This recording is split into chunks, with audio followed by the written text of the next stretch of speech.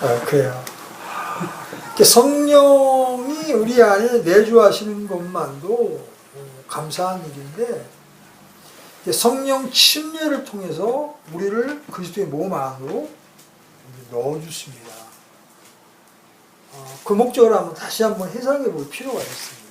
왜냐하면 이것은 이제 오늘 주제와도 또 연결이 되기 때문에 그렇습니다. 이 성령 침례를 우리에게 행하시는 이유는 첫째는 영원한 임마누엘을 위한 것입니다. 말이 어렵죠? 영원한 임마누엘을 위한 것이다.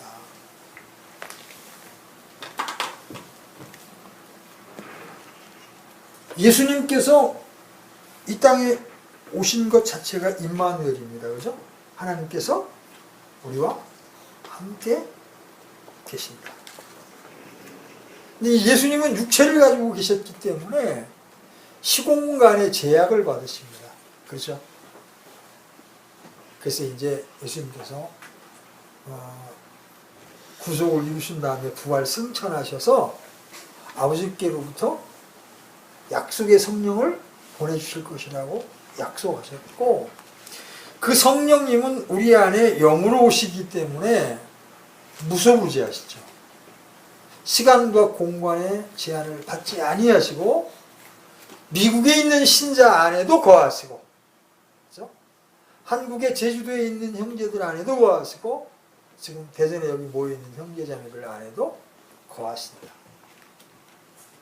그래서 성령님의 신자 안에 주무심과 우리를 성령님 안으로 밀어넣으신 것은 바로 영원한 임마누엘을 위한 것이다. 이제는 아예 이제 동고동락하는 거예요. 서로 안에 거하면서 동고동락하는 거예요. 이것이 하나님께서 오래전부터 세우셨던 하나님의 계획이었고 갈망이었다. 두 번째 성령 침례를 우리에게 주신 두 번째 목적은 같은 의미의 다른 표현인데 상호 내재를 위한 것입니다. 성령 침례란 단지 성령께서 믿는 이 안에 들어오시는 것만을 의미하는 것이 아니라 믿는 이가 성령 안에 그리스도 안에 들어가는 것을 말합니다. 한번 요한복음 14장 한번 펴보십시오. 요한복음 14장 10절에 보시면 주님이 이렇게 말씀하십니다.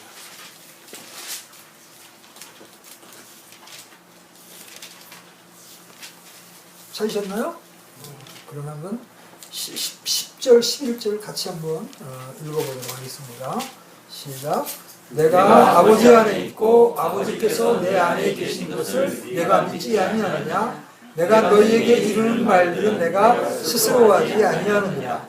오직 내 안에 거하시는 아버지 곧 그분께서 그 일을 하시느니라. 내가 아버지 안에 있고 아버지께서 내 안에 계신다는 내 말을 믿으라. 그렇게 못하겠거든 바로 그 일로 인하여 나를 믿으라. 20절로 한번 넘어가 보십시오. 20절 같이 읽습니다. 시작.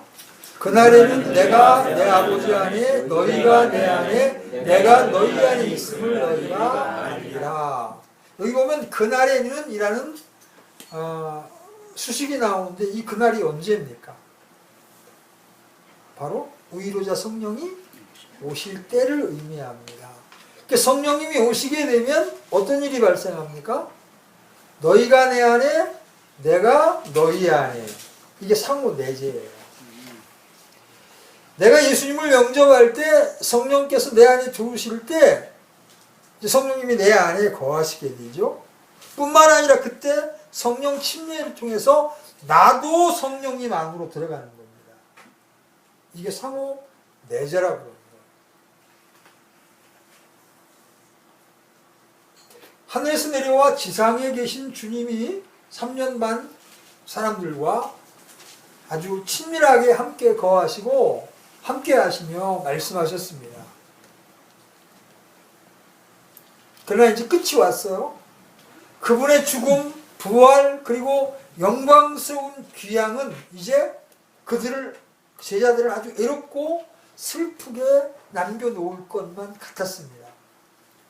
그래서 이제 주님은 제자들에게 내가 너희를 그냥 버려두지 않고 너희에게 오게 될 것이다. 그리고 그것이 너희에게 훨씬 유익하다 이렇게 이야기합니다.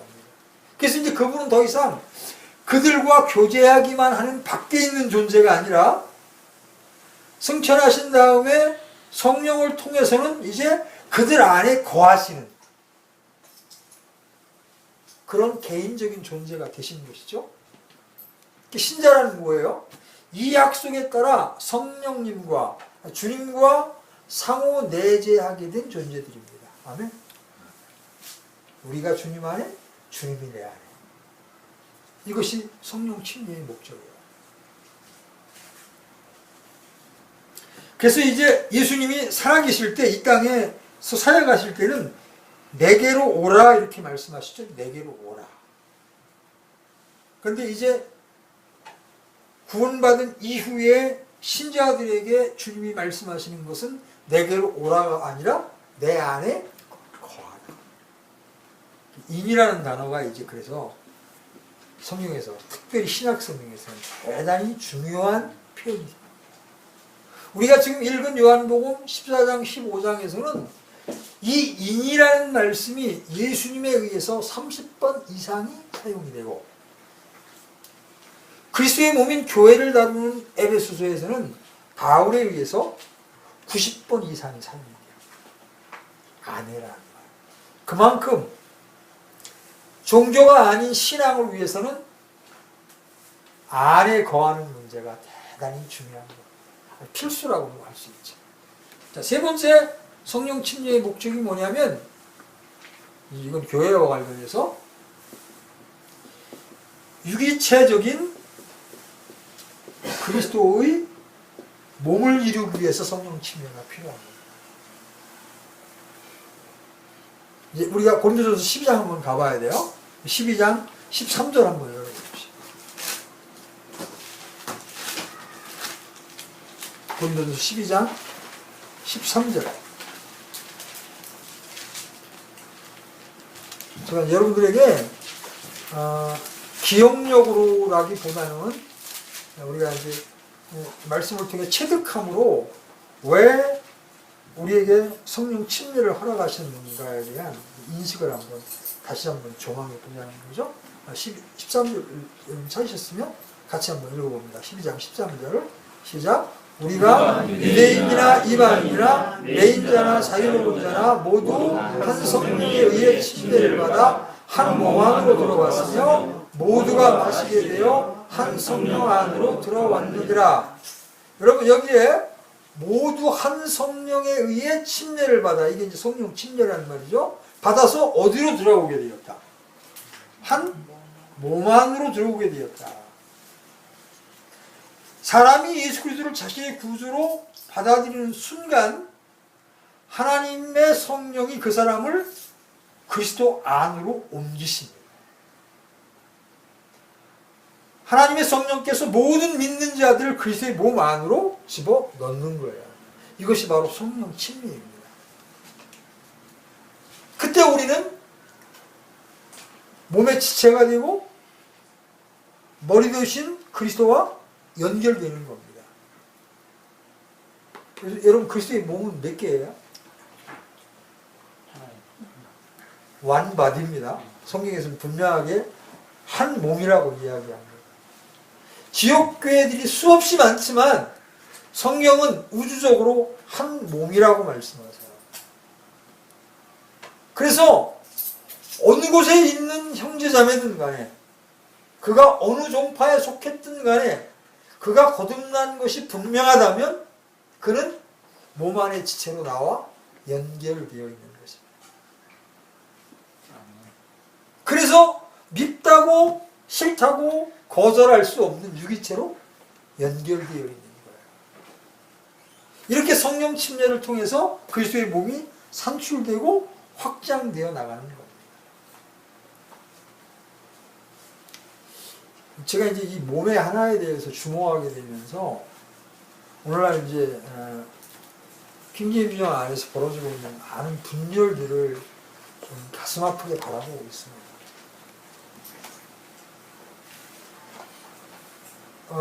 교회가 하나다, 교회가 한 몸이다고 하는데 그것을 부인할 수 있는 사역자나 성도들은 아무도 없을 것입니다. 그렇죠? 그런데 우리가 자기 부인을 통해서 그 한 몸의 실제를 드러내고 있느냐, 정말 그렇게 드러내는 삶을 살고 있느냐, 그것은 전혀 별개라는 것이죠. 조금만 의견이 안 맞으면, 교리적인 불일치를 갖게 되면 하루 등을 돌리게 됩니다. 교제를 끊게 됩니다. 심지어 서로 판단하는 위치에 서게 됩니다. 우리가 한 몸 안에 있다면 저 형제는 나의 남이 될 수가 없는 것입니다. 저 형제의 하락은 몸의 하락이고 나에게도 영향을 끼치는 것입니다. 그렇죠? 만약 우리 몸 안에, 제가 이제 이 때문에 많이 고생을 해요. 이제 음식을 씹지도 못하고 지금은 이제 물만 들어가도 아파요. 음식물이 아니라 물만 들어가면 이제 통증을 일으켜서 이제 밥 먹는 게 고통인데, 이게 나의 이기 때문에 내게는 이게 큰 문제예요. 근데 만약에 위장의 세포나 발의 세포가, 그건 네 이빨의 문제야. 세포와 세포가 완벽하게 분리되어져 있다면 그렇게 이야기할 수 있죠. 그런데 몸의 지체는 유기적으로 연결되어 있기 때문에 이 치아의 연약함이 모든 육체에 영향을 끼치는 거예요. 그죠? 영양분을 제바로 섭취할 수 없고 흡수할 수 없게 됩니다. 만약 우리가 너와 내가 남이 아니고 완전히 분리된 객체가 아니라 연결되어진 유기체라는 인식을 정말 분명하게 갖게 된다면 그 사람의 문제는 곧 나의 문제가 되는 거죠. 그렇죠? 우리가 연약한 가운데 있지만 어떻게든 이 한 몸의 실제를 드러내고자 하느냐. 이것이 없다면 아까 이제 박형님이 말씀하신 십자가의 이 문제가 십자가의 문제로 처리되지 않고 몸보다 내가 더 소중하고 몸보다 내가 더 위대하게 되어야 하고 인정을 받아야 되는 그런 마음을 가지고 있다면 이 한 몸의 실제를 이룰 재간이 없는 것입니다. 우리가 기억하고 기억해야 할 것이 뭐냐면 주님께서 십자가를 지시기 전에 요한복음 14장부터 17장까지 그 긴 강화를 통해서 반복적으로 강조하셨던 내용이 뭡니까? 아버지께서 나와 하나인 것처럼 저들이, 그건 제자들을 말하죠. 장차 교회를 이루게 될 저들이 하나 되게 하옵소서. 이것만큼 큰 강령이 없어요. 이 하나님의 강령을 실천하기 위해서 필요한 것이 바로 사랑이잖아요. 그죠? 그래서 사랑의 계명과 하나님의 계명을 같이 주십니다. 이것을 우리가 우리의 실제적인 삶 가운데, 신앙생활 가운데 드러낼 수 없다면 우리가 알고 있는 성경 지식, 교리적인 지식 잘못하면 쓰레기가 될 수 있어요. 이 부분 우리가 명심해야 합니다. 물론 이제 유기체적인 그리스도의 몸에 대한 이 교리를 우리가 실감하지 못할 수 있고 이해하지 못할 수도 있습니다.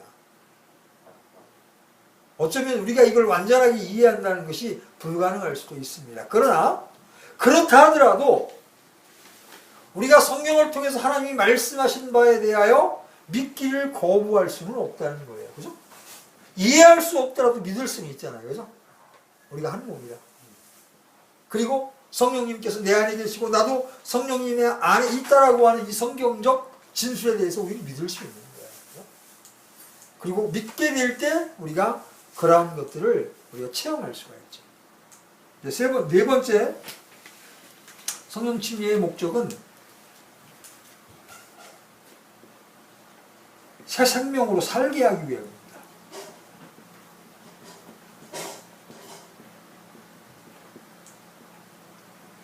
자, 주님께서 우리 안에 영원히 함께 계시고 우리 안에 거하시는 이유가 뭐예요?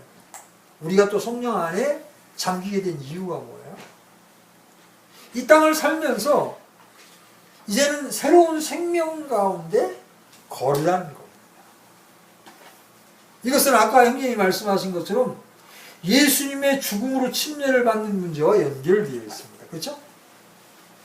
그래서 우리가 성령의 새롭게 하신, 성령의 정결케 하심에 우리가 동참하기 위해서 반드시 필요한 공과가 뭐냐면 십자가예요. 이 십자가의 문제가 내 안에 적용되지 않고는 결코 성령께서 우리를 정결케 하시는 일에 동참할 수가 없어요. 이 십자가는 우리 육신이 못 박히는 장소이고 세상이 못 박히는 장소입니다. 그렇죠? 동의하십니까? 이 십자가에 나의 육신과 세상이 못 박히지 않고 어떻게 성령께서 내 안에서 운행하시고 역사하시는 것들을 표현해낼 수가 있습니까? 육신이 그걸 막고 있는데, 세상을 향한 나의 마음이 그걸 막고 있는데 불가능합니다. 그래서 먼저 육신의 문제와 세상의 문제가 십자가에서 처리되는 과정을 통해서 성령님께서 정결케 하시는 것들을 우리가 경험해 나아갈 수 있다. 그래서 이제 오늘은 그 연장선상에서 구원하시는 성령님, 그리고 우리 안에 내주하시고 또 우리를 그리스도의 몸에 잠기게 하신 이 사역 다음에 구원받은 신자를 정결케 하시는 성령님에 대해서 한번 오늘 살펴보려고 합니다. 사실은 여러분들이 결론적인 부분들은 다 아까 형제님들의 간증을 통해서 다 말씀하셨어요. 좀 이제 그 부분을 좀 서론적으로 섬세하게 좀 살펴보려고 하는 거예요. 성령님께서는 나를 그리스도의 몸 안에 넣어주신 것에 그치지를 않으셨습니다. 나의 옛사람을 묻어버리시고 이제 다시 새로운 생명으로 일으켜 세우셔서 그 생명으로 살 수 있게 하시기를 원하십니다. 그런데 구원받았다, 거듭났다라는 말은 또 다른 의미에서 어떻게 또 표현되느냐면 거룩하게 구별되었다라는 표현으로도 사용돼요. sanctify 이렇게 표현됩니다. 신자의 삶에 거듭남이라고 하는 기적이 일어났을 때, 여러분 이게 지금은 너무 거듭남이 시시한 거야. 옛날 이야기고 그건 기본이니까. 근데 여러분 기적입니다. 여러분들이 복음을 한번 전해보십시오. 길거리에서 여러분 사람을 붙잡고 한번 복음을 전해보십시오.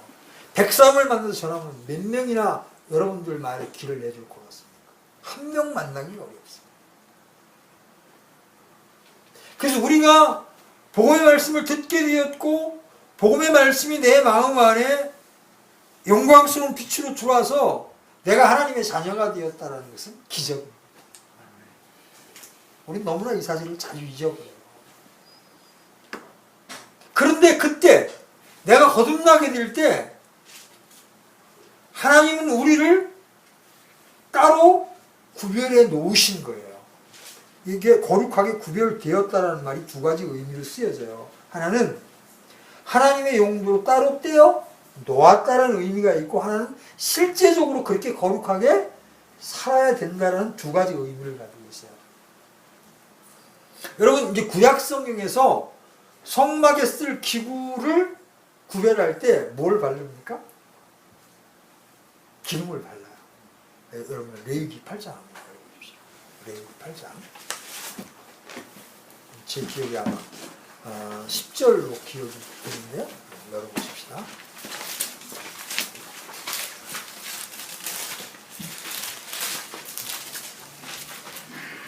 레위기 8장 10절입니다.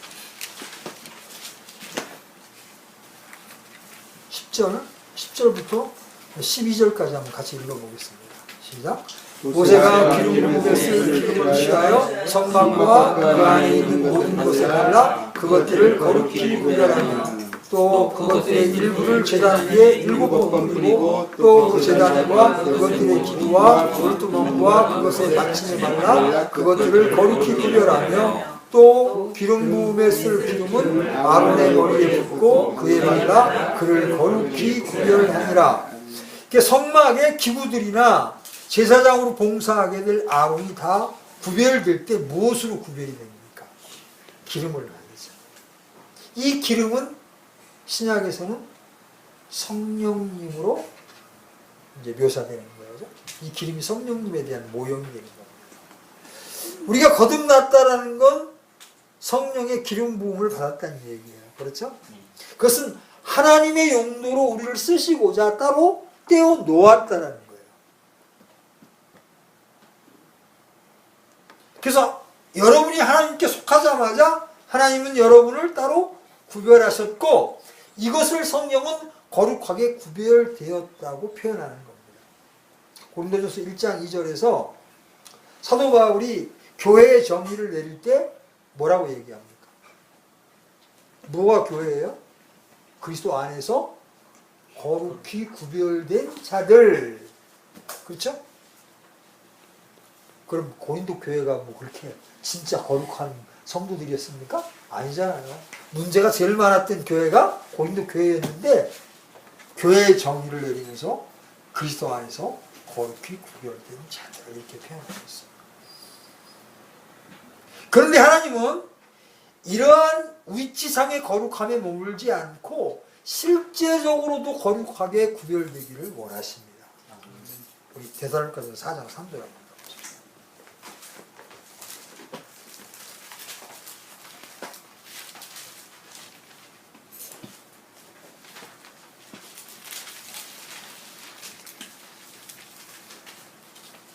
같이 한번 읽어보겠습니다. 3절부터 4절 같이 읽습니다. 3절, 4절 시작.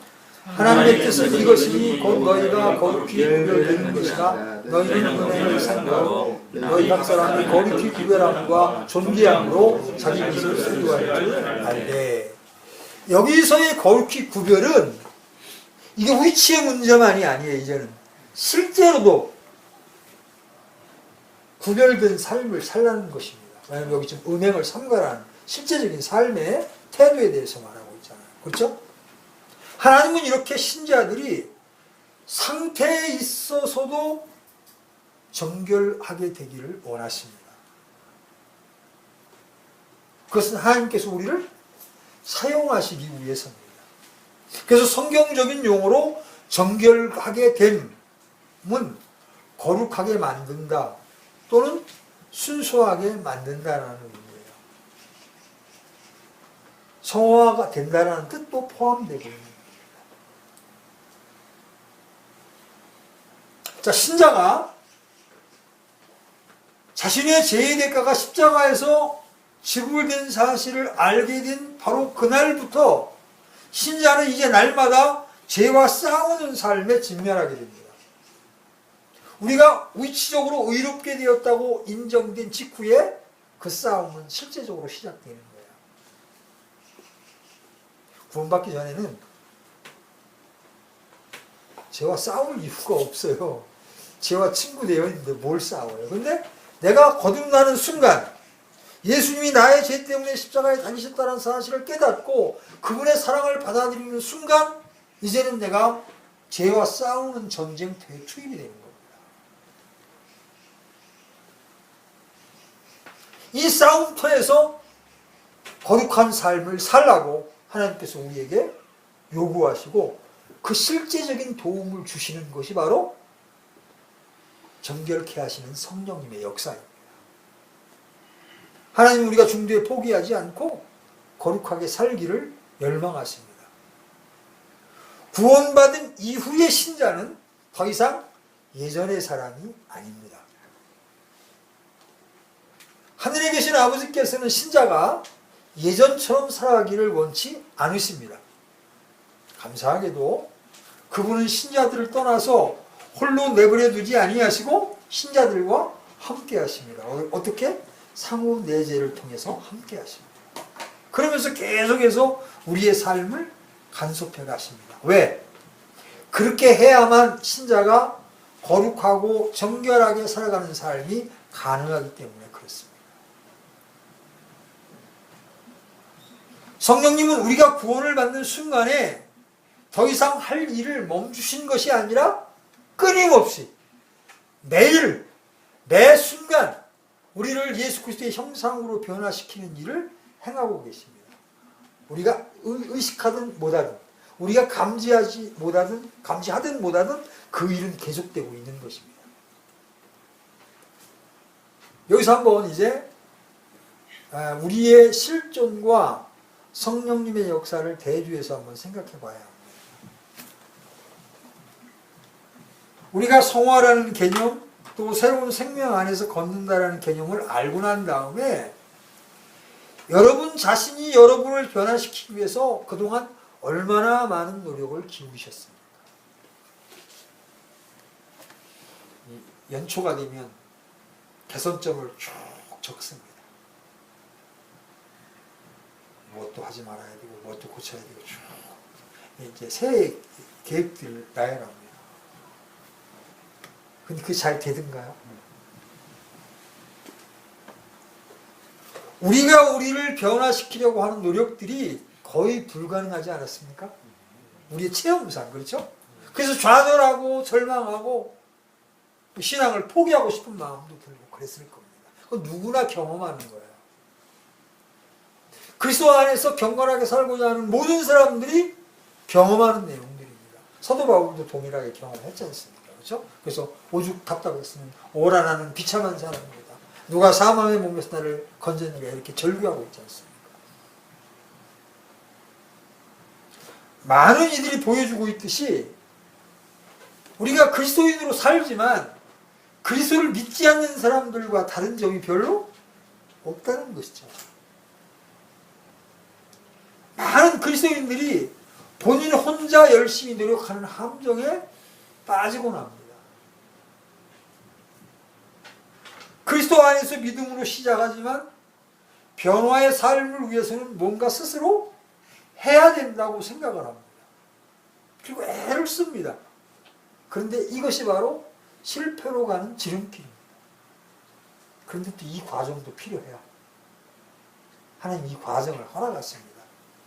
그래서 나의 자원과 나의 노력으로 해서 안 되는 것을 깨닫고 난 다음이래야 하나님의 은혜를 바라보게 되고 하나님의 자원을 바라보게 됩니다.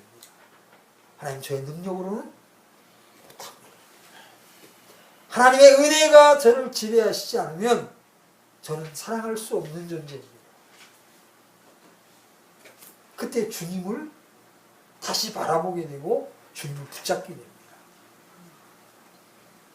갈라디아서 3장 3절에서 사도 바울은 이렇게 질문하죠. 너희가 그렇게 어리석느냐? 너희가 성령 안에서 시작하였다가 이제는 육체 안에서 완전해지고자 하느냐? 갈라디아 성도들도 우리와 똑같은 함정에 빠진 겁니다. 구원받을 때는 성령님의 사역으로 시작을 했지만 곧 자신들의 힘과 능력을 가지고 영적인 삶을 살아가려고 합니다. 자기 자원을 의지하는 것이죠. 그때 우리는 처절한 실패를 맛보게 되죠. 그래서 우리는 그때 결론을 내립니다. 성령님께 반드시 의존해야 한다. 그리고 성령님께서 신자의 삶의 내면에서 초자연적인 일들을 행하셔야 한다. 오늘 우리가 다뤄야 될 부분들이 그러면 성령님이 어떻게 우리 안에서 그런 일들을 하시는가? 그런 부분들을 성경 몇 구절을 찾아서 한번 살펴볼 것입니다. 구원 이후에도 이렇게 성령님께서 신자를 정결케 하시는 사역을 하시는 이유가 있어요. 그것은 바로 우리 안에 육신이 있기 때문에 그렇습니다.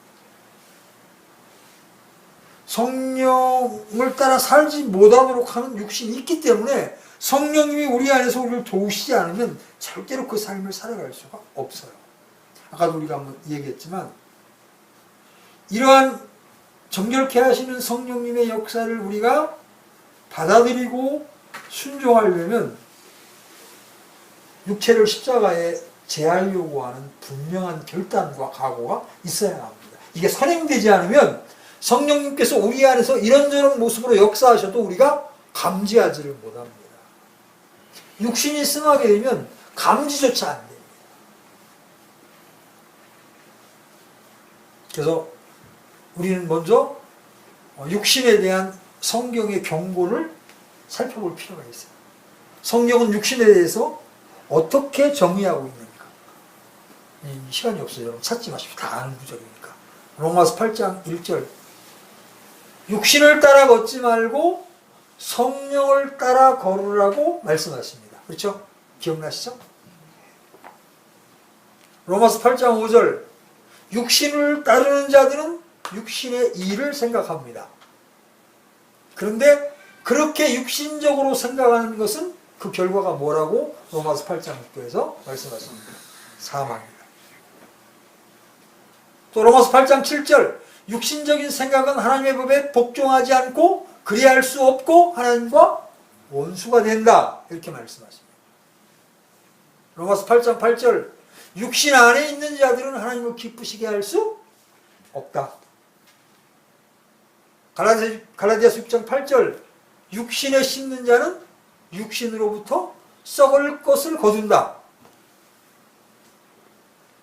이게 육신에 대한 성령님의 경고입니다. 단적으로 말하면 육신을 따라가면 너희는 망한다. 동의합니까? 근데 우리가 얼마나 많은데 이 찔긴 육신을 따라 생각하고 말하고 행동하는지 몰라요. 그래서 성령님이 그런 우리를 정결함으로 이끄시기 위해서 다양한 일들을 우리 안에서 행하십니다. 어떤 일들을 행하시는지 한번 성경 몇 구절 한번 찾아보겠습니다. 우리를 정결하게 하시기 위해서 성령님이 가장 먼저 하시는 일이 뭐냐면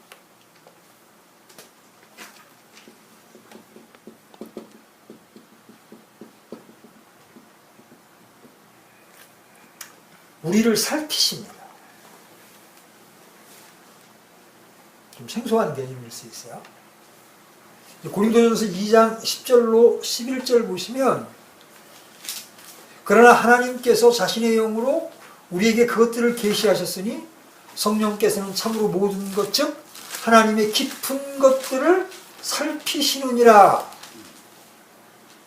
사람의 것들을 사람 속에 있는 사람의 영 외에 어느 누가 알리요? 이와 같이 하나님의 것들도 하나님의 영 외에는 아무도 알지 못하느니라. 자, 하나님의 영께서는 하나님의 깊은 것들을 살피십니다. 하나님이 우리에 대하여 알고 있는 것까지도 성령님은 다 알고 계시는 거예요. 그런데 성령님은 하나님의 깊은 것들만을 살피시는 것이 아니라 우리 안에 있는 것들도 살피십니다. 여러분 시편 139편 합니다. 시편 139편 23절로 24절입니다.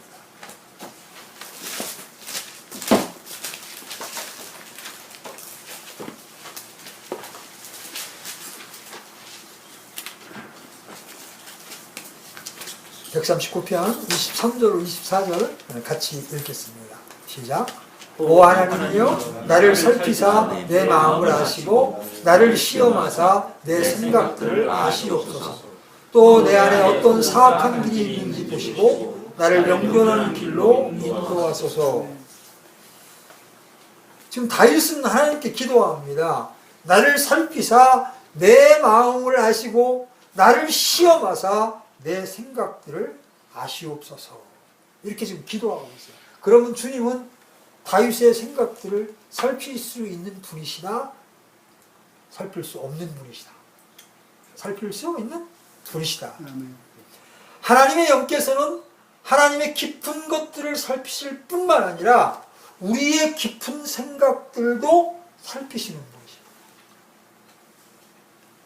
우리가 아는 것보다 더 우리를 잘 아십니다.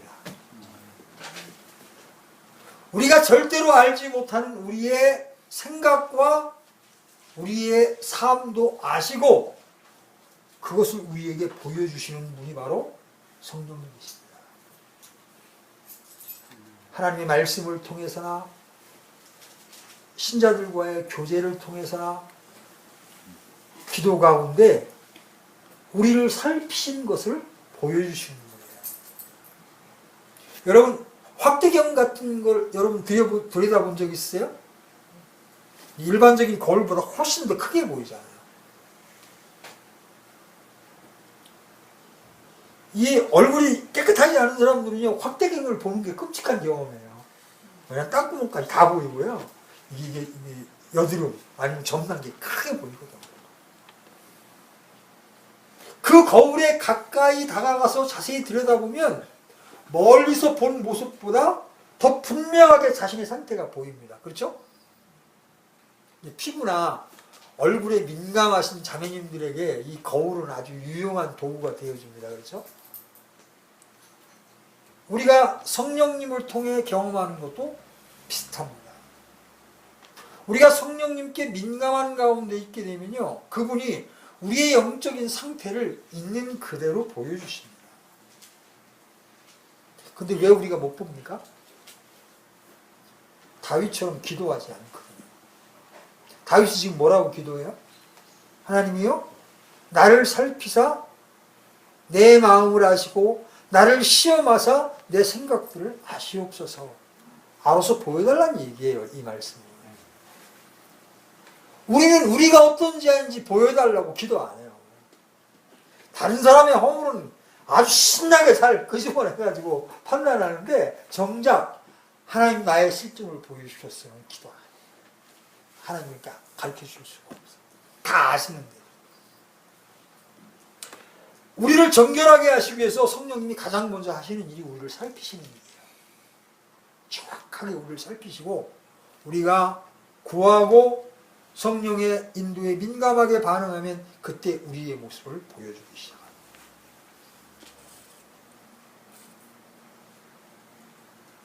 이전에는 전혀 내 관심사항이 아니었던 우리의 결점과 불완전함을 드러내십니다. 그래서 성령님은 그러한 과정들을 통해서 우리의 마음과 삶을 정결하게 만들어 가십니다. 그래서 성령님이 지금 우리 안에 거하시고 계신 겁니다. 근데 성령님을 하나님의 능력이나 영향력 정도로 생각하면 이분이 예민하게 우리 안에서 말씀하시는 걸 놓칠 수가 있어요.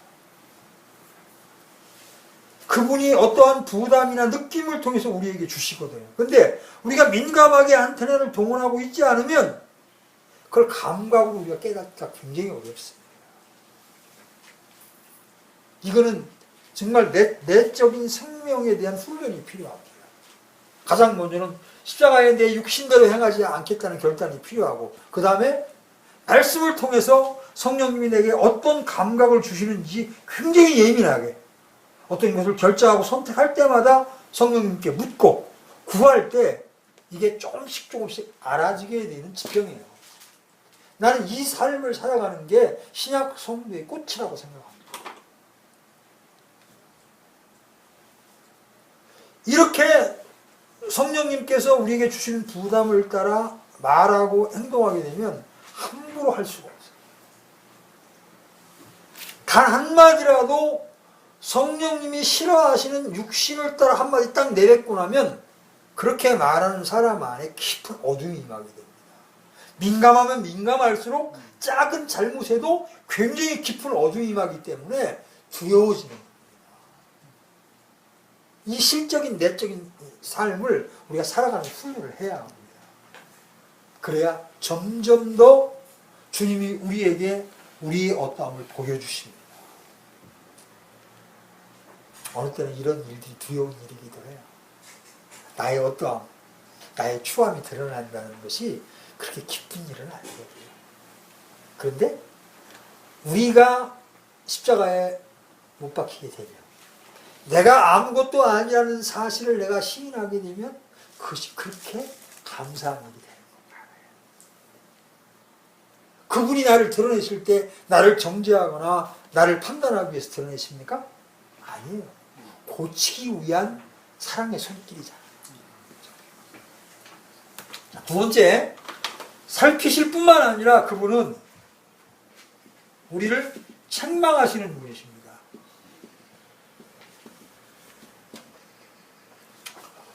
우리가 구원받을 때도 성령님의 책망을 통해서 우리가 죄인인 사실을 알게 됩니다. 그렇죠? 의에 대하여, 죄에 대하여, 또 심판에 대하여 우리를 꾸짖으시잖아요. 그런데 이 책망은 구원받은 이후에도 성령님께서 우리를 정결하게 하시기 위해서 계속 하시는 사역입니다. 책망이라는 말은 죄를 깨닫게 하는 거예요. 때로는 논박하시고 때로는 인생 막대기와 지팡이를 통해서 우리를 징계하시면서 우리를 책망하십니다. 이 잘못을 하면 부끄러워하는데 부끄러워하지 않는 경우가 있어요. 그때는 하나님이 이제 채찍을 드시는 거예요. 성령님이 계속 이런저런 모양의 사건이나 사람을 통해서 계속 자신의 잘못을 인정하도록 책망하십니다. 그리고 그 사람의 어떠함을 드러내십니다. 만약 우리가 성령님께 순종하면서 그분이 우리 마음속에 자유롭게 일하시도록 기회를 제공해 드린다면 우리가 잘못할 때마다 그분은 우리의 양심을 찌를 것입니다. 왜냐하면 책망하시는 분이기 때문에 그래요. 많은 사람들이 그런 경험을 합니다. 저도 마찬가지예요. 거듭나고 난 다음에 그 다음에 별로 죄라고 여겨졌지 않았던 것들이 어느 때부터 그것을 하고 나면 계속해서 마음이 찜찜하고 어두워지는 거예요. 하나님, 제가 뭘 고쳐야 되죠? 뭘 바꿔야 되죠? 뭔가 제가 아닌 줄 알고 했다가 어떤 경고방송 같은 게 울리는 것 마냥 제 마음에 어떤 아주 좋지 않은 게 느낌이 들어옵니다. 그런 것들을 통해서 우리에게 책망을 주시는 거죠.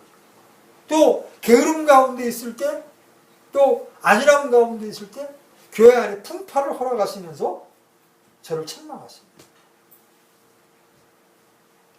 우리도 어려움을 겪으면서 제가 가장 먼저 제 마음에 와닿던 게 뭐냐면, 하나님, 제가 교회를 위해서 기도하지 못했습니다. 이제 형제들이 다 선줄로 알고 제가 큰 부담을 가지고 형제자매들 한 사람 한 사람 위해서 기도하지 못했습니다.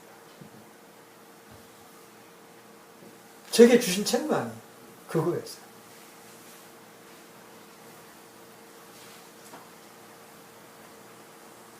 물론 이런 책망이 말씀을 통해서도 올 수 있고 형제들을 통해서 올 수도 있고 기도 가운데 어떤 생각을 통해서도 들을 수 있어요. 그때 얼마만큼 내가 민감하게 반응할 것인가, 이것은 우리의 선택입니다. 여러분, 책망받는 것은 특권입니다. 여러분, 관점을 한번 바꿔보세요. 보통 이 교회 안에서 형제들이나 자매들이 책망을 받으면 얼굴빛이 어두워지고 막 힘들어합니다. 그러다가 쓴뿌리가 올라오면 저만 뭐 영적인가 그러면서 교회를 떠나기도 하고, 네, 이런 일이 발생합니다. 그래 여러분, 책망이 내가 그리스도인으로서 특권을 누리는 거라고 한번 여러분 정반대로 한번 생각해 보십시오. 내가 지금 책망을 받는다는 것은 하나님께서 내 안에 지금 일하고 있다는 증거입니다. 아멘? 성령님이 경고하시기 때문에 신자가 그 길을 계속 걸어가게 되면 망가질 그 위험에서 지금 건지고 있는 겁니다. 그래서 이 책망은 하나님의 조기 경보 체계입니다. 구원 이후의 삶에서 역사하시는 하나님의 보호 체계입니다. 근데 이 책망을 거절하게 되면 심각해질 수가 있어요. 그래서 성령님이 주신 책망을 받아들이든지 거절하든지 순종하든지 애매하든지 그건 철저하게 누구의 선택이냐면 우리 몫이에요. 많은 사람들이 성령님께서 주신 책망을 거절하면서 그 마음을 딱딱하게 만듭니다. 그러면 어떻게 돼요? 영적인 민감함이 사라지고 아주 둔해집니다. 성경은 이런 딱딱한 마음을 가진 사람들을 뭐라고 얘기해요? 자기 양심을 뜨거운 인두로 지진 사람들이다. 디모데전서 4장 2절에서 그렇게 말씀하시죠. 구원받은 신자라 할지라도 성령님께서 주시는 부담을 계속 외면하게 되면 이 인두로 지져진 양심이 돼가지고, 여러분 이게 화상 입은 사람들요, 지져진 사람들은 통증을 못 느낍니다. 감각이 없어요. 그렇게 되면 그때부터는 성령님의 인도를 받는 일이 불가능해집니다. 그래서 신자는 성령님이 주시는 책망에 늘 올바르게 반응하면서 성령님께서 계속해서 일하시도록 그분께 기회를 드려야 돼요. 이렇게 동행하게 되면 우리는 변화를 경험할 수밖에 없어요. 정결케 되는 주님의 역사를 경험할 수밖에 없는 거예요. 반대로 우리가 거부하거나 거절한다면 그분의 목소리를 거의 들을 수 없습니다. 여러분, 그 길로 가서는 절대 안 되는 겁니다. 성령님께서 우리 마음에 주시는 책망을 기뻐하고 귀하게 여기는 그 일을 방해하는 어떤 길로도 가서는 안 됩니다. 우리 육신은요, 내가 옳다는 생각이 한번 딱 붙잡히면요, 그거 내려놓기가 그렇게 어려워요. 그러니까 딱 내려놓고 주님께 기도해야 돼요. 내 마음을 아시는 주여, 내 생각들을 보여주십시오. 옛날에 어떤 자매가 남편에 대한 불만이 그렇게 많았어요. 막 이게 주방에서 이제 우리 자매만 이렇게 음식 만들면서 구성구성 남편 욕을 하고 있는 거예요. 그러다 어느 순간 성령님이 그 자매에게 딱 보여주신 거예요. 자기의 실정을. 어떤 일에도 감사하지 못하고 불평하고 있는 자신을 딱 보여주는 순간 이 자매의 감정에 따르면 자기 몸 안에서 구렁이 한 마리가 쭉 빠져나가는 그런 이제 환상 비슷한 느낌을 갖게 되면서 자기 자신에 대하여 전율하게 됩니다. 내가 이렇게 소름 끼치도록 더러운 자야. 나밖에 모르는 자야. 우리가 주님께 우리를 보여달라고 기도하면 주님 보여주시는 거예요. 자, 세 번째, 성령님이 어떤 방법으로 또 우리를 정결하게 이끌어 가시느냐. 성령님은 가르치시는 성령님이십니다.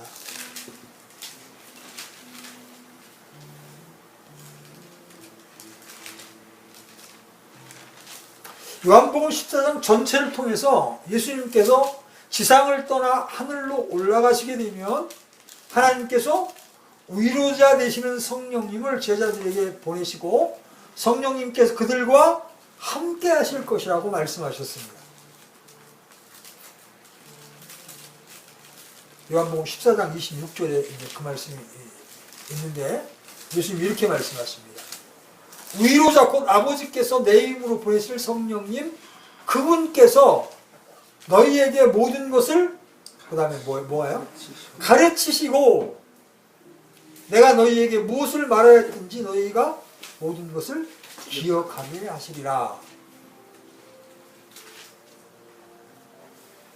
요한복음 16장 13절에서도 그러나 그분 곧 진리의 영께서 오시면 너희를 모든 진리 가운데로 인도하시리니 이렇게 말씀하세요.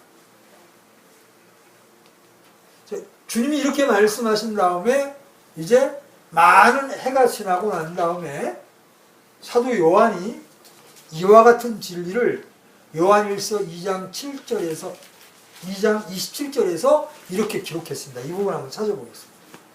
요한일서 2장 27절입니다.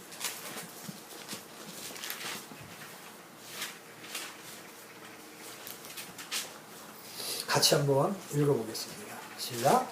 그러나 너희가 그분에게서 받은 기름 부음이 너희 속에 거함으로 아무도 너를 가르칠 필요가 없고 바로 그 기름 부음이 너희에게 모든 것을 가르치며 또 그것이 진리요 거짓이 아닌즉 그것이 너희를 가르친 대로 너희는 그분 안에 거할지니라. 성령님은 가르치시는 선생님이십니다. 우리가 하나님의 말씀을 이해하도록 도우시는 분이 그분의 책임입니다. 그렇죠? 우리는 하나님의 말씀을 가지고 어떻게 적용해야 할지 정확하게 알 수 없고 완벽하게 알 수 없지만 성령님은 그것을 정확히 아십니다. 그래서 때로 설교를 통해서 때로 교제 가운데 우리가 깨달아야 될 필요한 것들을 말씀하시는 분이십니다.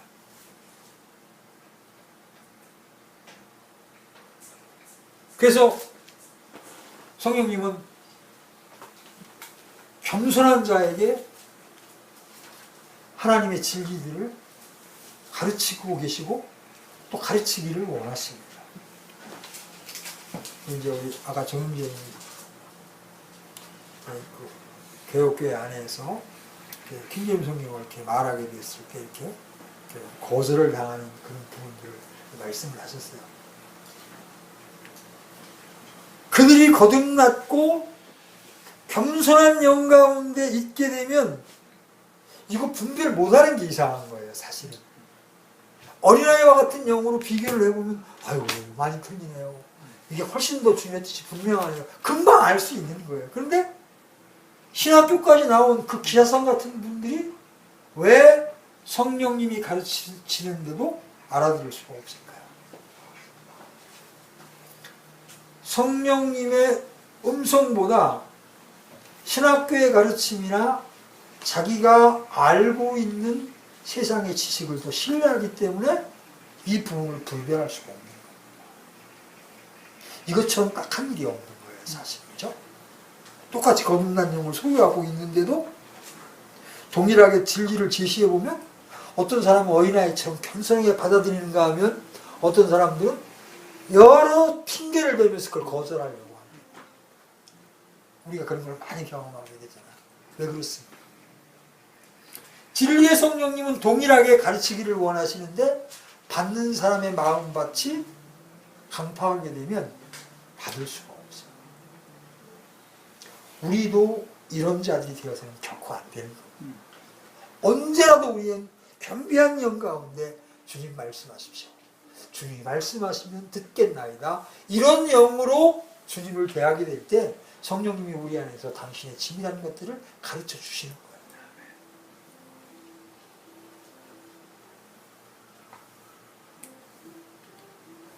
이것이 그분의 사역입니다.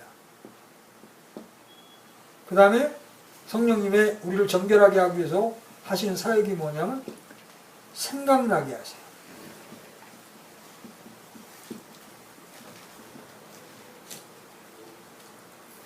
아까 읽었던 요한복음 14장 26절에 보면 가르치고 다음에 내가 너희에게 무엇을 말하였든지 너희가 모든 것을 기억하게 하시리라 이런 말씀이 나와요. 기억하게 하시리라. 생각나게 하신다라는 다른 표현이죠. 성령님은 신자를 위해서 하나님의 진리를 기억하게 하시는 분이십니다. 성경의 원리들을 현재의 상황에 언제나 적용하도록 날마다 삶의 세밀한 부분까지 인도하시는 것이 성령님의 사명입니다. 우리가 전도하러 갈 때 성령님께서 적절한 성경 구절을 마음에 떠오르게 하십니다. 어떤 형제와 교제할 때 그 형제에게 합당한 성경 구절들을 떠오르게 하십니다. 기억나게 하십니다. 어떤 심각한 결정의 상황에 직면했을 때 적용할 원리를 말씀을 통해서 기억나게 하십니다. 지혜와 통찰력이 필요할 때 성령님께서 성경적인 진리를 주셔서 우리의 발걸음을 인도해 주십니다.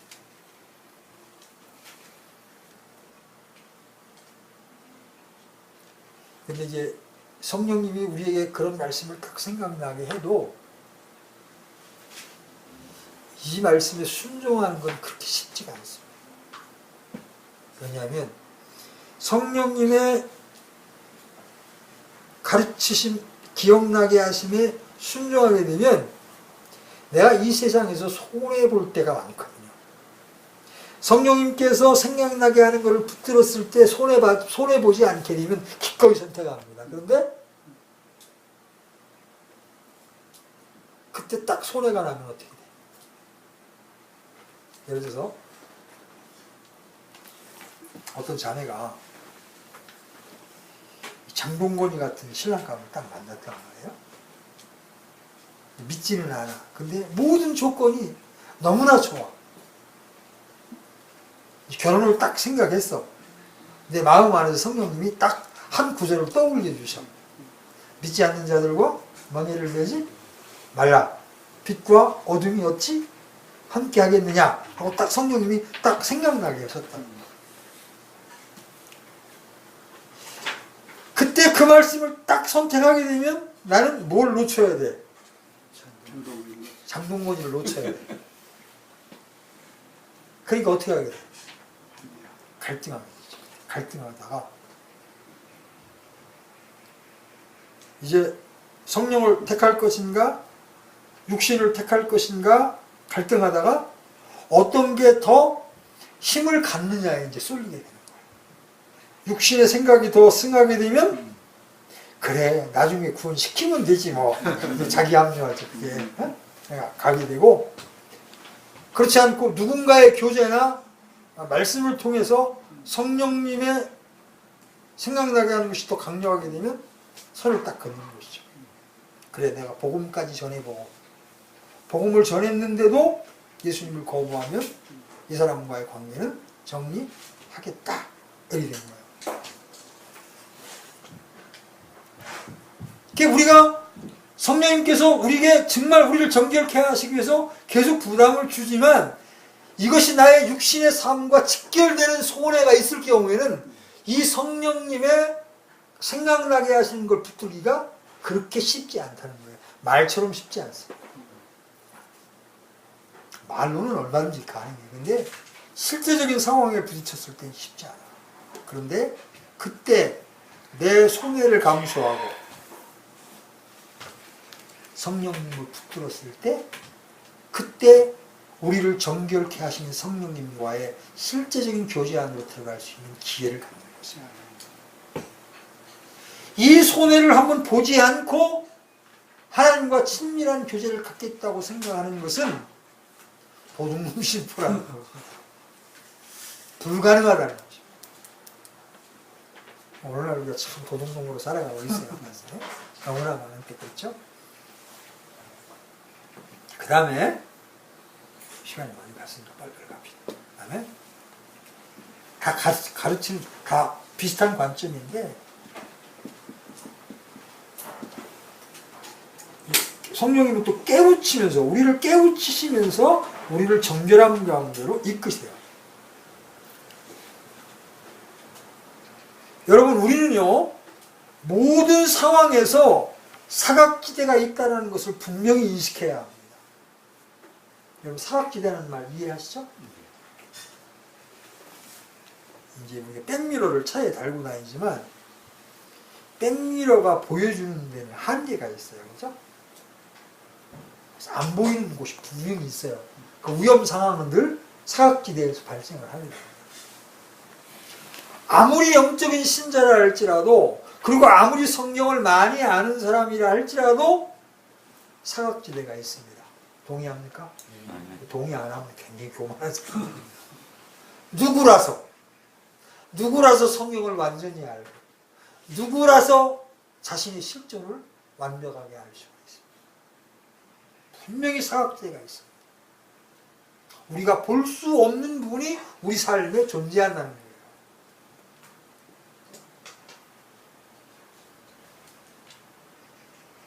그래서 예기치 못한 일들이 툭툭 터지는 거예요. 내가 알지 못하기 때문에. 그래서 하나님께서는 이러한 제한을 극복하도록 말씀이나 교제나 성경적 상담을 통해서 우리를 도우기를 원하십니다.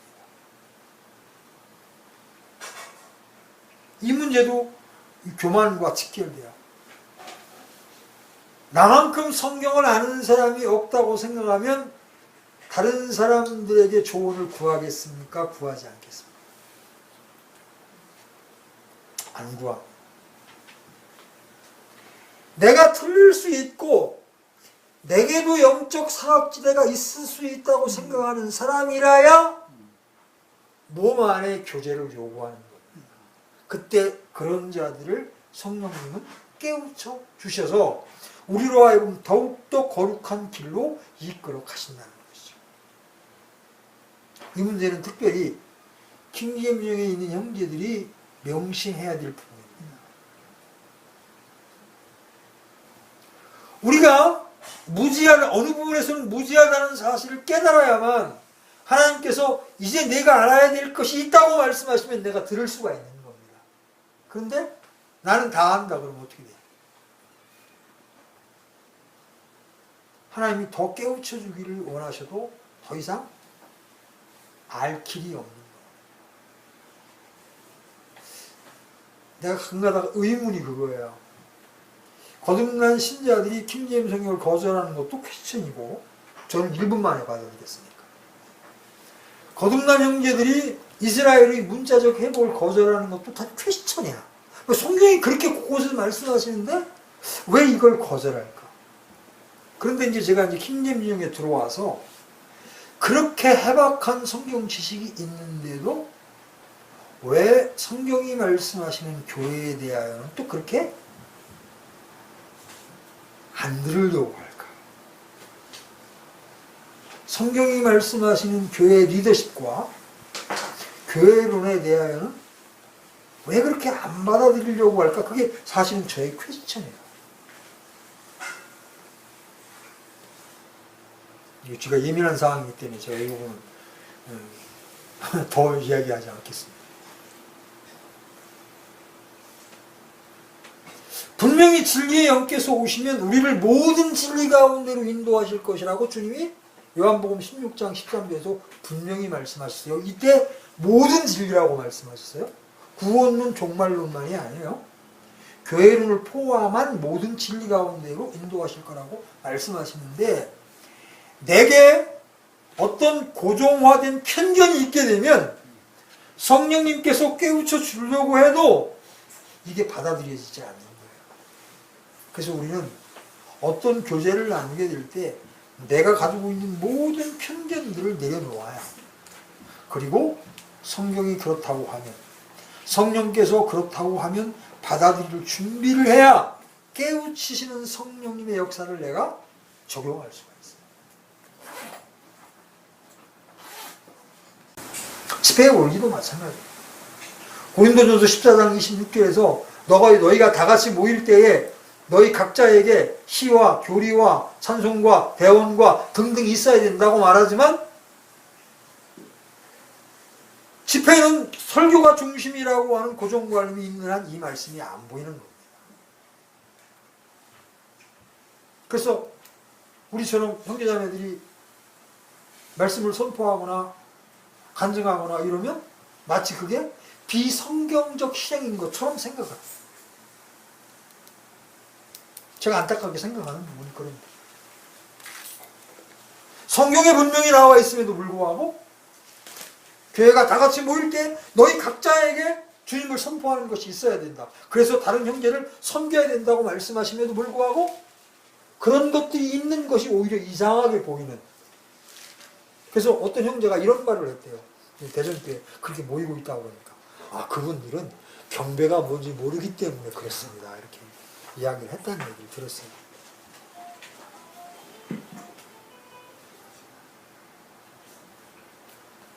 그럴 수 있어요. 우리가 경배가 뭔지 모르고 볼 수도 있습니다. 저는 그 부인하지 않습니다. 그러나 성도들이 모였을 때 어떻게 해야 된다라고 하는 것은 성경에서 찾아내야 되잖아요. 기독교의 전통이나 교파교의 전통이 중요한 것이 아니라 성경이 뭐라고 말씀하시느냐. 그것과 관계없이 그냥 자기들이 가진 전통을 따라 다른 사람을 쉽게 판단하게 되면 성령님께서 우리에게 깨우치시기를 원해도 우리가 그 깨우침을 받을 수가 없다. 우리가 겸손한 가운데 있게 되면 주님은 무엇이든지 진리의 길로 인도해 주시고 분별력과 지혜를 주시는 분이십니다. 그런 성령님이 지금 우리의 위로자로, 우리의 선생님으로, 우리의 친구로 우리 안에 살고 계십니다. 그렇죠? 자, 그 다음에 우리 성령님은 우리를 성장시키시는 성령님이십니다. 이 성장은 어디까지로? 열매를 맺는 데까지 성장시키기를 원하시는 분이죠. 그래서 여러분이 잘 아시는 갈라디아서 5장 22절로 23절에는 성령의 열매가 쭉 열거가 됩니다. 성령과 관련되기 때문에 이 부분은 따로 한번 주제를 빼서 다시 한번 다룰 겁니다.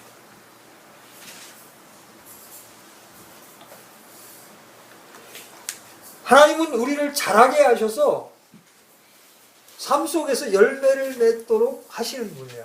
성령님의 열매는 성령님이 우리 안에서 맺으시는 열매입니다. 그렇죠? 보세요.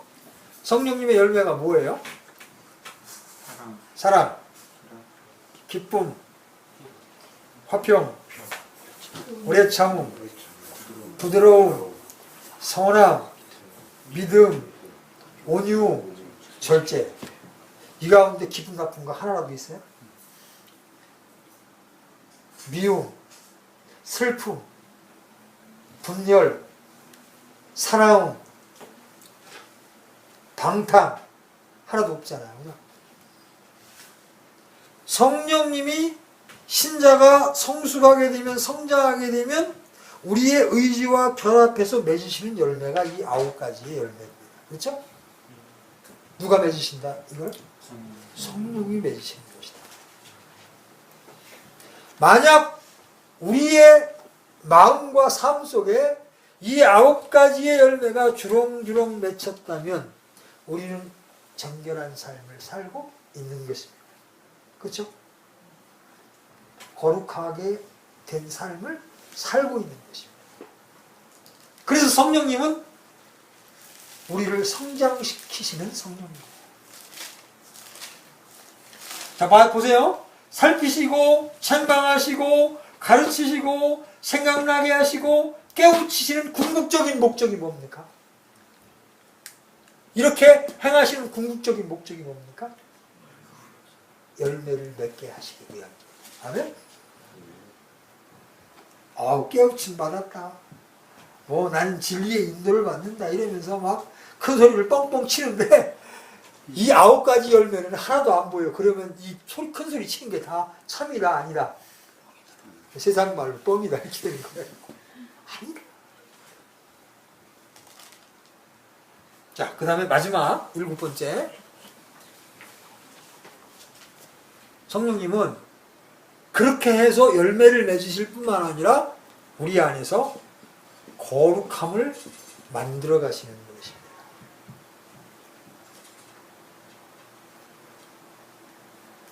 신자에게 가장 중요한 게 뭐예요?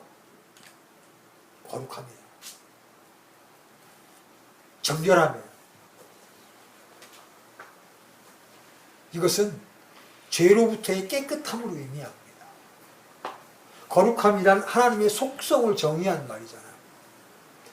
거룩함은 하나님의 자녀들을 향한 하나님의 궁극적인 목적으로 의미합니다.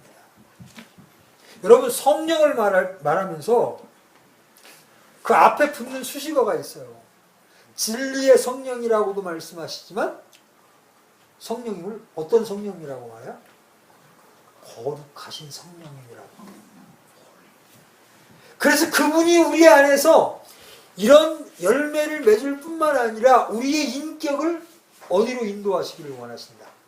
거룩함 가운데 이끄시기를 원하신다. 거룩함은 하나님을 닮는 거예요. 그 하나님을 닮는 것은 우리의 천연적인 노력으로 불가능합니다. 성령님이 우리를 하나님께로 이끄셔서 우리가 하나님과 친밀한 교제 가운데 거하게 될 때에 바로 하나님을 닮아가는 것, 이것이 바로 거룩함입니다.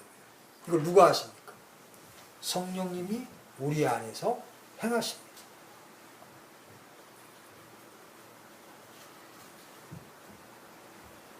에베소 5장 한번 읽어보십시오. 이러한 일들을 우리 안에서 행하시기 위해서 성령님 우리 안에 거하시고 실제로 우리 안에 이러한 일들을 지금도 행하고 계십니다. 매 순간. 근데 왜 우리는 감각하지 못합니까? 이제껏 성령님이 우리 안에 주시는 부담이나 느낌에 우리가 민감하게 반응하려고 시도하지 않았기 때문에 마치 성령님이 안 계신 것처럼 우리가 성령님을 의식하지 못하고 산다는 것이죠. 에베소 5장, 에베소가 아닌데 에베소 5장 8절로 9절 한번 읽어보십시오. 8절로 9절. 같이 한번 읽겠습니다. 시작. 너희가 한때는 어둠이었으나 이제는 주 안에서 빛이니 빛의 자녀들로서 거르라. 성령의 열매는 모든 선함과 의와 진리 안에 있느니라. 성령님께서는 항상 우리가 더욱 거룩해져가는 삶의 방식을 우리 안에서 창조해 나가시기를 원하십니다. 그리고 성령님은 실제로 우리 안에 그렇게 실현시켜 나가실 것입니다. 우리가 올바른 결정을 내리도록 성령님의 인도에 순종하도록 우리를 인도해 나갈 것입니다. 그리고 우리가 하나님과 올바른 관계를 맺고 해로운 나쁜 습관들로부터 멀어지도록 도우실 것입니다. 여러분이 먼저 이 믿음을 가지셔야 합니다. 성령이 반드시 우리를 고치시고 변화시켜 주실 것이다.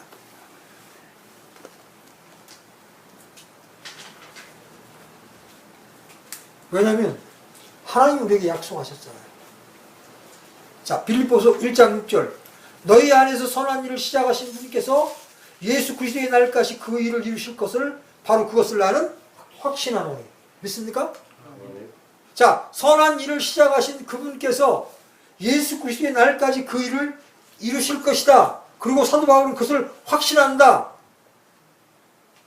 자, 성령님으로 인해서 하나님께서 우리 안에서 그 선한 일을 시작하셨습니다. 그리고 그분은 반드시 이룰 것입니다. 그런데 우리의 어려움이 뭐예요? 이 일이 하룻밤에 이루어지지 않는다는 것입니다. 구원받은 이후의 삶에서 계속해서 일어나는 일이라는 거예요. 그래서 지속적으로 변화되어야 된다는 이 사실이 때로 우리를 힘들게 하고 낙담시키기도 합니다. 그래서 성령님의 일이 아주 신속하게 빠르게 이루어지기를 우리는 늘 원해요. 하루아침에 그냥 세상 말로 싹하게 변화되기를 원해요. 그렇게 되지 않는다는 거예요.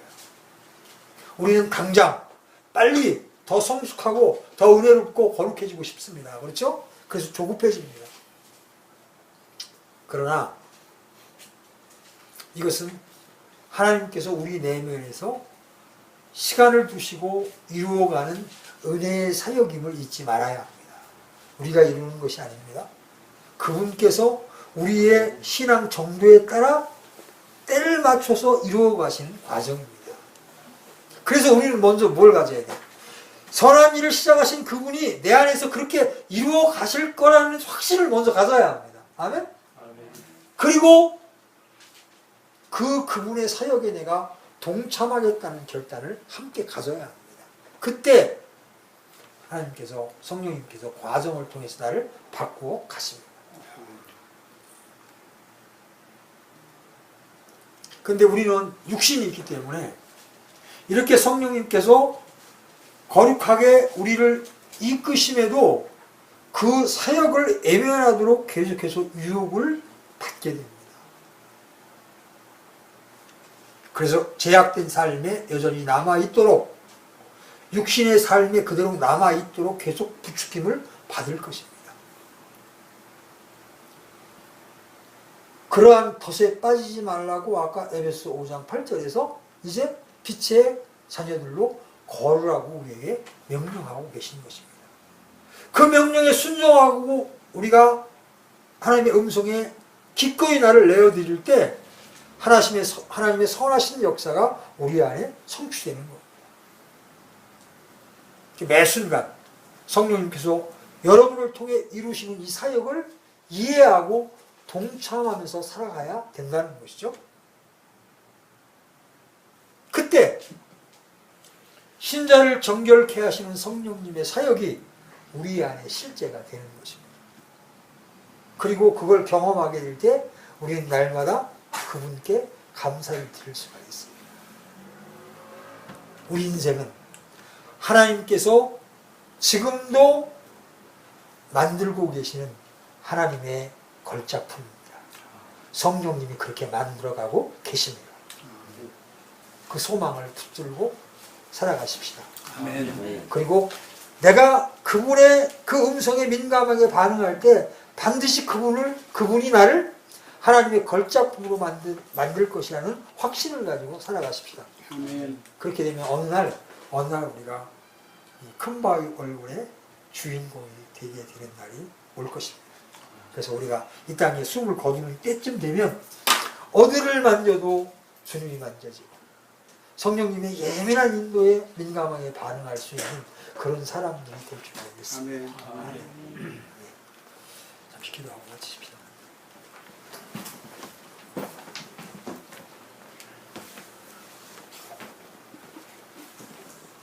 하나님 아버지, 오늘도 귀한 형제자매님들 원거리 각처에서 모이게 하시고 오직 주님의 이름 안에서 교제할 수 있는 복된 시간 주시네 감사를 드립니다.